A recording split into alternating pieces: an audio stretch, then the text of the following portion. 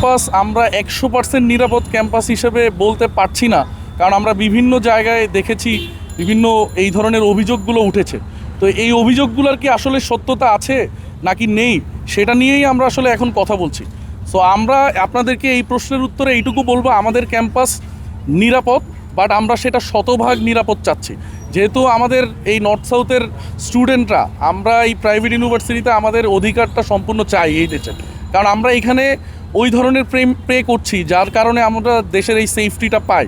আমরা চাই যে আমাদের এই নর্থ সাউথের এই এই জিনিসগুলো দেখে যাতে অন্যান্য বিশ্ববিদ্যালয়ও যাতে তাদের এই বিষয়গুলোর প্রতি নজরে আনে। এবং আমরা স্পষ্ট বলতে পারি যে আমরা যেহেতু অভিযোগগুলো এখন পাচ্ছি, সেহেতু আমরা বলতে পারছি না যে আমাদের ক্যাম্পাস 100% নিরাপদ।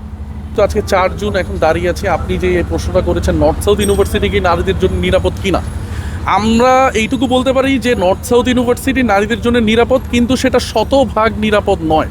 সো আমরা চাচ্ছি যে নারীদের জন্য শতভাগ নিরাপদ ক্যাম্পাস।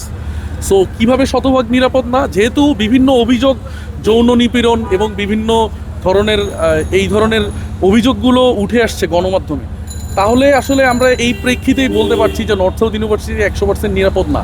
কারণ এই জিনিসগুলার কোনো না কোনো সত্যতা তো হয়তো আছে, বা কোনো না কোনো বিষয় তো আছে, আদারওয়াইজ তো এত গণমাধ্যম বা এত জিনিস মানুষগুলো এটা নিয়ে লেখালেখি করতো না, সচেতন মানুষগুলো নিয়ে নর্থ সাউথের নিরাপদ ক্যাম্পাস নিয়ে এত কনসার্ন হতো না। সো আমরা বলতে পারি যে শতভাগ নিরাপদ নয়, বাট আমরা শতভাগ নিরাপদ ক্যাম্পাস চাই।